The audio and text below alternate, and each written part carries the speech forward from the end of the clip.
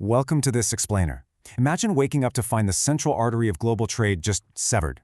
Today, we're unpacking one of the most complex, rapidly evolving geopolitical domino effects in recent history. When the 2026 Middle East conflict suddenly exploded, it sent shockwaves everywhere. But what happens when you're a developing nation caught right in the blast radius? We're going to see exactly how Pakistan was forced to navigate a devastating multi-billion-dollar economic shockwave, all while essentially acting as the world's diplomatic shock absorber between global superpowers. It's a massive, cinematic story, and we have a lot of fascinating ground to cover, so let's get right to it. Okay, let's dive into this. To truly grasp the sheer scale of this crisis, we have to look at the gritty reality of what went down in late February 2026.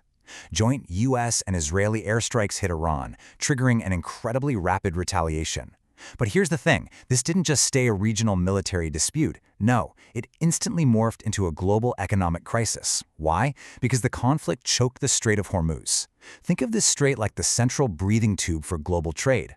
Suddenly, 20% of the world's energy supply was just trapped. For countries that deeply rely on this specific artery for trade and fuel, this wasn't just some political headache. It was an immediate existential threat to their economies. And the sheer speed of this chaos was just unprecedented. Walk through this timeline with me. February 28th, the strikes hit. Barely 24 hours later, March 1st, the Strait of Hormuz is effectively closed.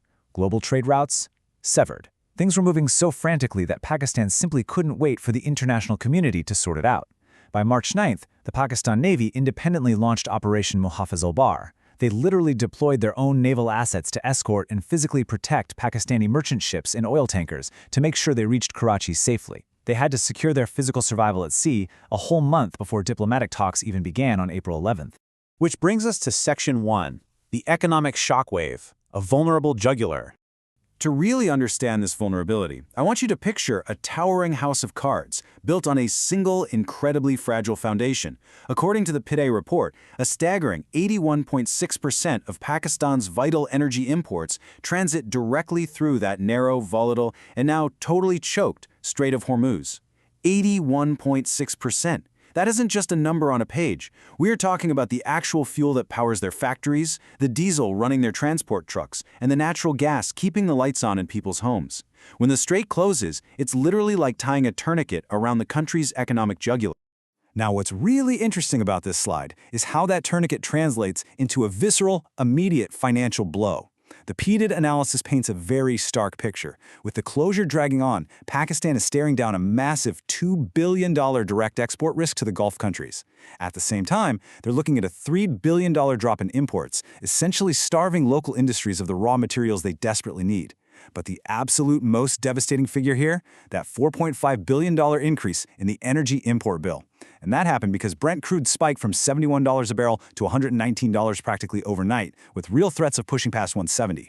For an economy that had just managed to achieve stabilization in 2025, this single event threatens to completely reverse all of that progress and shove inflation right back into double digits. To truly grasp just how precarious this is, let's contrast Pakistan's strategic oil reserves with its neighbor, China. Look at this. Pakistan has a mere 21 days of strategic oil reserves in the tank. Contrast that with China's 230 days. This brilliantly illustrates the difference between an economy that can batten down the hatches and weather a prolonged global storm, and one that is dangerously exposed to even the shortest supply chain disruption. In just 3 weeks of a total blockade, Pakistan's economic engines would, quite literally, start to grind to a halt. Moving on to Section 2, the diplomatic tightrope. Navigating superpowers. Just to survive, Pakistan was forced into a high-stakes balancing act on a massive geopolitical chessboard. Look at these competing pressures. On one side, Pakistan is staring down a looming $18 billion penalty from Iran for delaying the long-stalled Iran-Pakistan gas pipeline. And honestly, that project was delayed mostly due to the sheer fear of U.S. sanctions. But then, look at the alternative on the other end of the spectrum. Saudi Arabia is advancing a massive $10 billion to $12 billion greenfield oil refinery right in Pakistan's deep-sea port of Gwadar. This Saudi refinery promises to slash Pakistan's oil import bill by 30%. We're talking about saving billions annually. So Pakistan is completely trapped between honoring a contract with a sanctioned neighbor and securing this massive economic lifeline from a historic ally. This intense friction is made completely transparent by international observers. Take this quote from Donald Lu, the U.S. Assistant Secretary of State, regarding the Iranian pipeline. He says, Honestly, I don't know where the financing for such a project would come from. I doubt many international donors will be interested in supporting it. This illustrates exactly how geopolitical rivalries make it nearly impossible for developing nations to secure traditional international financing for regional energy projects. It adds an incredible layer of strain to their decision-making. This leads us right into Section 3, the energy chessboard, Aramco's strategic play. You see, while the military conflict dominates the global headlines, there's a quieter, much longer-term strategic game being played right now. Take Saudi Aramco. Yasser Mufti, an executive vice president there, openly points out that as Pakistan's economy develops, the demand for reliable and affordable retail fuel is naturally going to keep rising. And right in the middle of all this unprecedented volatility, Aramco actually made its first foray into Pakistan's retail fuel market. They acquired a 40% stake in Gas and Oil Pakistan. That's a $100 million move that suddenly gives them access to over 1,100 retail outlets. They aren't just selling crude oil anymore, folks. They are playing the long game to secure a retail footprint in a massive growing Asian market, deeply embedding themselves into Pakistan's domestic energy landscape.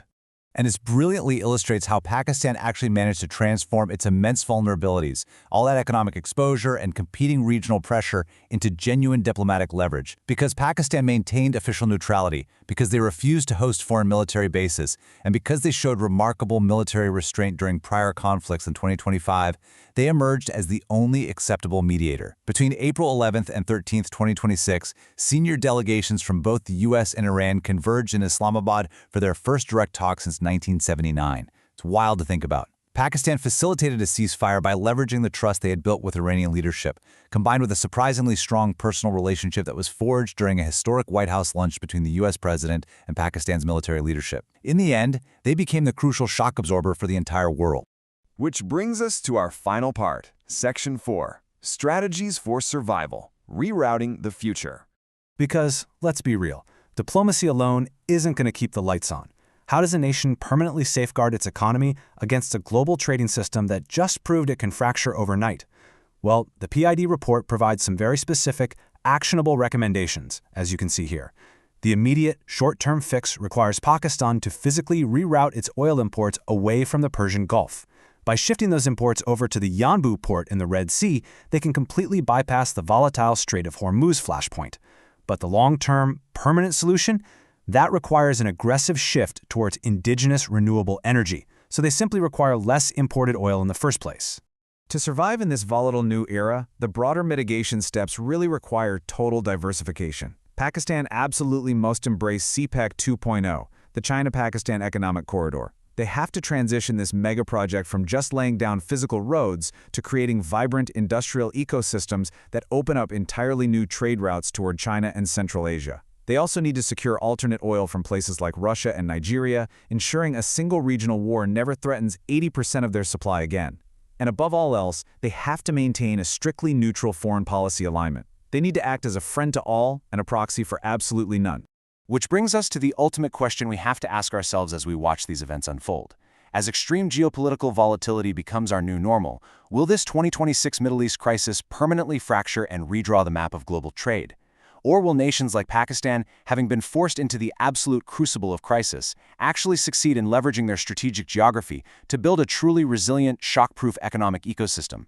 It is an incredibly fascinating situation, and definitely one we're going to continue to watch very closely. Thank you for joining me on this explainer, and I'll see you in the next one.